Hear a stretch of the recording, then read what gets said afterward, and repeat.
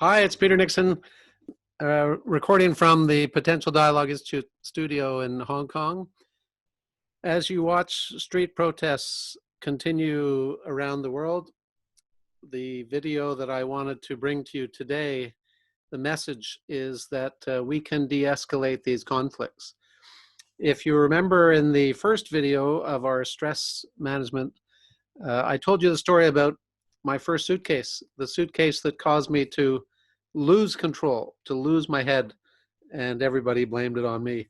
When the trigger of upset caused me to react and do the wrong thing.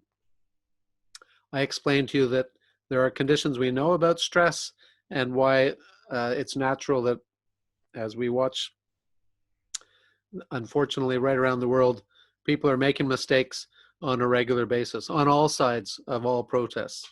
People make mistakes because unless they're managing their mindfulness carefully and their emotion, then it gets out of control. That's just an inevitable outcome. This video gives some practical tips on how to do better. And I had promised you a second story. So as you watch the video continue, let me tell you the story about my second suitcase. This is a story that happened to me about 2-3 years ago. I had just completed a wonderful holiday with family in Canada, and I was saying goodbye to my son, who was continuing at university. After lunch, I was to pick up my suitcase at my boutique hotel, jump in the taxi, and head to the airport and fly Montreal via London and Hong Kong to Bangkok, where I was facilitating a global design summit. Well, I got back from lunch and arrived at the boutique hotel to pick up my left luggage, and my suitcase was gone. It was gone. All the others were there. Mine was gone. The receptionist even said, "That's impossible, Mr. Nixon. It must be there." And it wasn't there. There was a hole where my suitcase was. And that caused me a lot of stress. It caused me a lot of stress because I lost all my valuables. It created all sorts of problems in the advance of a long haul flight and running a significant global event in Bangkok, and on and on and on. You could imagine the upset. Well, years of studying stress and conflict taught me a lot of things that I didn't know in the story of my first suitcase. In this situation, I knew that my natural reaction was to jump up and strangle the receptionist, and that wasn't going to help my outcome. So I sat down on the steps in the lobby to start to recognize my predicament, because I only had a few minutes.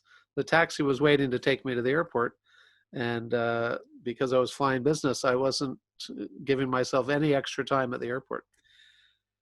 So as I sat there reflecting on all of the problems that I was going to face, I recognized that my body was overheating. I was sweating. I was dripping with sweat, even though I was sitting on the steps. I was so upset. I had turned red. I checked my Fitbit. My heart was racing. So I had to calm down. I couldn't have a heart attack over this. It wasn't, it's only a suitcase. But I also had to figure out how to make this receptionist, who I hated, become my ally, because I needed her help to get a police report and to check the security tapes to try to figure out where the heck was my suitcase. We looked all over, upstairs, downstairs. It wasn't in the hotel. It had gone. And so I headed off to the airport. I enlisted the help of my son on site, who was a great help. Anyway, in the end, the suitcase was never found. I had to replace everything from underwear to razor to toothbrush. You can imagine the problems, as well as the documents inside my suitcase and other stuff that had been lost forever. But hey, that's only stuff. I arrived at the airport. I was still fuming mad, trying to figure out what to do, texting police reports, trying to start the contents list of what was in the suitcase. And then I looked up, and sitting across from me at the boarding gate was Malala Yousafzai. Now, Malala Yousafzai, you'll know, is the girl that had half of her head blown off by terrorists who felt that she shouldn't be going to school as a girl in Pakistan, I think it was. Anyway, I thought, wow, all I did was lose a suitcase, and here's Malala. And then I boarded the plane, and who did I see but Krista Berg, the wonderful musician who I'd just gone to see the night before. So I started to feel more relaxed, and it gave me a chance to reflect, and I learned a lot. I learned a lot. I had learned a lot about myself uh, in the years intervening between the first and second suitcase, and I learned a lot about conflict and stress management. So let me just share again some of the key things that I want to share with you on how to better respond when you're in the face of conflict. Part two, this is the second suitcase, right? So you want to respond in a better way. How can we de-escalate from silence and violence to an effective dialogue and manage yourself? There are several key tactics that are shared on these slides. You can go back and have a look. I just want to highlight some of them. Take a time out to calm down. It was so important that I stop and sit on that step and just for a few moments reflect on me and my physical and mental state so that I could figure out how to manage that while at the same time managing the situation. I also needed to replace my assumptions and my accusations and assertions about the receptionist with questions to test the correctness of my views. So I asked her about the security camera. I asked her if she had been there while I was away for lunch. I asked her if the door had remained open. I asked her if there was a chance that anybody had walked in.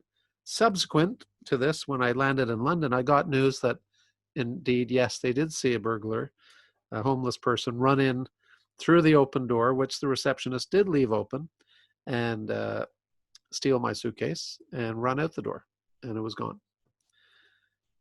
So asking questions was really important for me to be able to help her and help the police and help the hotel owner put this case together for a better outcome.